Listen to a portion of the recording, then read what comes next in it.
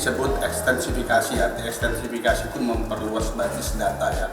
Basis data itu apa? Wajib pajaknya diperbanyak. Jadi wajib pajak yang dulu belum terdaftar sebagai wajib pajak, kita ekstensifikasi menjadi wajib pajak baru. Nah, di zaman pandemi tentu saja kita tidak mengurangi ya, bahkan bisa dibilang meniadakan kontak langsung. Tapi kita tidak kurang akal.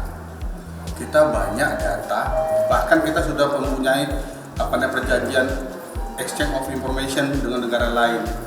Jadi kalau kita tahu dia mempunyai katakanlah harta atau transaksi keuangan yang kita pandang sudah menjadi layak untuk diberikan NPWP, maka kita akan hubungi dengan telepon, karena hampir semua orang di sekarang ini punya telepon ya, punya WA, dan itu kita cari. Jadi kita hubungi lewat telepon dengan segala sumber daya kita atau resources kita bisa akan mendapatkan dia dan kita kontak langsung.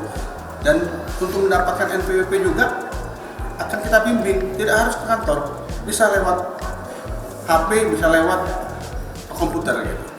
Jadi tambah NPWP, tentu saja kita ingatkan sudah mempunyai NPWP, jangan lupa bayar pajaknya. Dan biasanya selama 6 bulan itu kita akan bimbing ya. Untuk wajib pajak baru, perpajakannya kita bimbing, nanti kalau kita sudah lancar dia bisa jalan sendiri. Karena hampir semua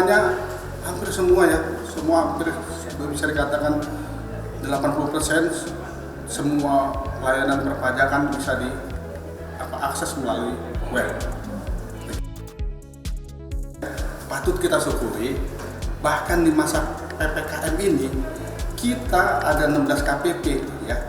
Itu 14 kita yakini akan mencapai 100%. Bahkan di masa PPKM ini itu ya tentu saja pertama anugerah Tuhan ya, yang Maha Kuasa yang kasih kepada kita. Tetapi teman-teman ini tidak terkendala dengan PPKM.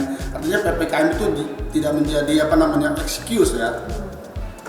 Tapi tetap bekerja menggunakan segala resources yang ada di kita. Ternyata justru di PPKM ini yang banyak kita berhasil. Jadi terbuka segala macam kemampuan kita lewat IT. Karena tahun-tahun lalu kita nggak sebanyak ini tercapai. Justru di PPKM ini tercapai. Jadi bisa dikatakan blessing in disguise. Jadi kita lebih memanfaatkan teknologi ya, mencari data juga lewat teknologi semuanya. Jadi justru tadi saya bilang PPKM ini malah kita lebih banyak yang tercapai. Nah bahkan untuk nasional kita perkirakan kita juga tercapai. Begitu di era PPKM ini. Jadi kita bukan hanya mengurangi korupsi, tapi meniadakan korupsi di Direktorat Jenderal Pajak, khususnya di Kanwil Jakarta Pusat yang membawai 16 KPP. Tentu ini ada strategi dari Kanwil kita. Kami pertama itu yang penting pimpinannya dulu. Kalau pimpinannya dilihat dia tidak macam-macam, akan terbawa auranya. Tentu pimpinan akan memberikan arahan kepada bawahannya, dalam hal ini pejabat eselon 3, kepala kantor. Selanjutnya secara berjenjang mereka juga akan melakukan monitoring. Dan perlu lagi kita punya sistem yang namanya sistem whistleblowing system. Jadi jika ada, tadi kan seperti Dirjen bilang tadi, jika ada orang temanmu yang melanggar aturan, peringatkan. Masih melakukan, laporkan melalui WBS, whistleblowing system, yang dimana dijamin kerahasiaan orang pelapor itu.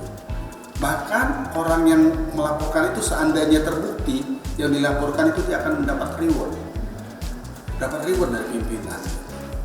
Jadi sekarang orang harus berpikir 1000 kali untuk melakukan penyalahgunaan wewenang dan korupsi. Seluruh insan pajak itu harus mengerti bahwa pertama, makanya ada integritas pertama dinilai. Integritas paling penting. Segala sesuatu itu kalau biarpun sistem nggak berjalan baik, kalau orang punya integritas, aman negara kita. Jadi pertama integritas itu yang harus kita kita bangun. Gampang, integritas itu setia kepada yang benar, itulah integritas. Setia kepada yang benar, itu yang kita tanamkan. Nah, itu itu juga kita bekerja sama dengan universitas-universitas ya, tapi itu lebih kepada ininya memperkenalkan pajak, sehingga di universitas kita buat tax center namanya.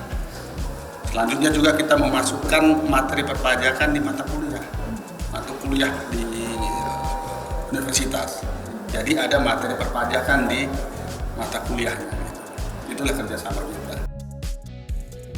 Ya tentunya harapan kita karena sebagai negara yang yang berdaulat, pajak itu salah satu topangan. Itu pajak kuat seperti semboyan kita, pajak kuat Indonesia maju. Karena apa? Karena memang semuanya bisa dibilang semua aktivitas suatu negara bisa bergerak kalau ada pajaknya. Dan pajak yang bayar siapa? Ya masyarakat.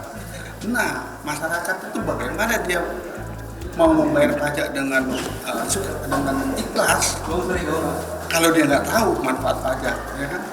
Dia harus tahu dulu manfaat pajak itu apa, sehingga dia dengan ikhlas, dengan sukarela membayar yang seharusnya gitu. Itulah yang kita tanamkan ke mereka. Dengan ini juga kita sampaikan ke masyarakat bahwa sekarang seperti tadi dibilang pahlawan tanpa tanda jasa bukan hanya guru, tapi wajib pajak. Kita baru benar-benar menjadi warga negara Indonesia kalau kita taat bayar pajak.